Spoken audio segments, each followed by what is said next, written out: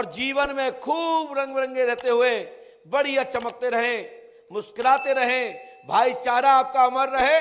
ये पंडोकर धाम की पीठ की ओर से आपको बहुत बहुत साधुवाद, आशीर्वाद। साथी, होलिका दहन जिस दिन अपने यहां होलिका जलती है, उस दिन का पर्व बड़ा महत्व उस पर्व का है। हमारे यहां जब यह माचिस की प्रथा नहीं थी, माचिस नहीं थी, उस दौरान हम घर्षण क्रिया से अग्नि प्रज्वलित करते थे और प्रज्वलित करने के बाद एक विशेष अवसर पर, जैसे होलाष्टक जो आ गया, तो जब होलिका जिस दिन जलेगी उस दिन जो रात्रि की जो अग्नि होती है उसी में से अग्नि ले जाते थे और वो पूरी बरस भर हमारे यहां जलती रहती थी। उसी से अग्नियां जाती थी। अड़ोस पड़ोस में भी यदि किसी के यहां चूल्हा जलता था तो उसी से एक अपनी अग्नि को अग्नि से ले जाते थे। ये आपने अपनी प्राचीन मान्यताओं को सुना है। इसका बहुत बड़ा पर्व है। ये अग्नि को, इस भस्म को और उस अग्नि के तप से कितने प्रकार के कार्य होते हैं, कितनी प्रकार की मनोकामनाएं पूरी होती हैं। विशेषकर तांत्रिक विधि के अनुष्ठानों के लिए सबसे बड़ा महत्ववान ये पर्व है होलिका दहन वाला। उस दिन तांत्रिक विधि से साधना की जाती है। इसकी जो अग्नि अपने घर ले जाते हैं, ये अग्नि का बहुत बड़ा महत्व होता था और है। लेकिन कहते हैं ना, हम तो विज्ञान के युग में हैं, तो विज्ञान के युग में है तो इसलिए तो हम लोग बहुत नुकसान पा रहे हैं। हम विज्ञान के यंत्रों को, विज्ञान के मशीनरों को, लाइट की सत्ता को मना नहीं कर रहे कि स्वीकार मत करो, स्वीकार करो, लेकिन प्राचीन मान्यताओं को भी मत भूलो। इसको बढ़िया से, इस पर्व को मनाना है। और जिनके घर में प्रहलाद जैसे शुभ रतन,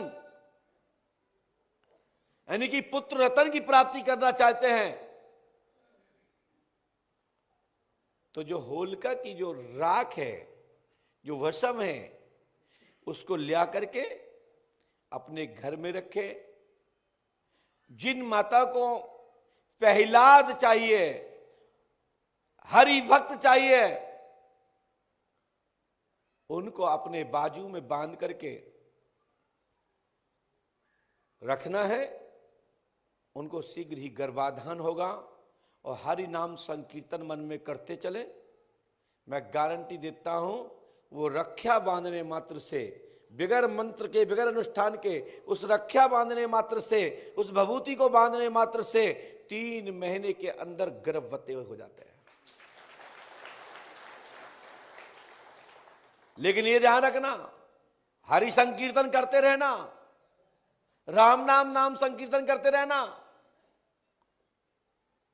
क्योंकि उसमें संगे एक और है। उस भस्म में कौन की भस्म है पता है? बुआ जी की।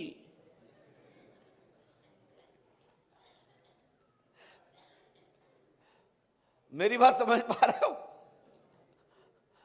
तो गड़बड़ हो जाएगा। तो वो रक्षा को बांधने से 3 महीने के अंदर गर्भवती, और वही वर्ष नहीं आ पाएगा और आपको शुभ संतान प्राप्त होगी, यानी पुत्र प्राप्त होगा।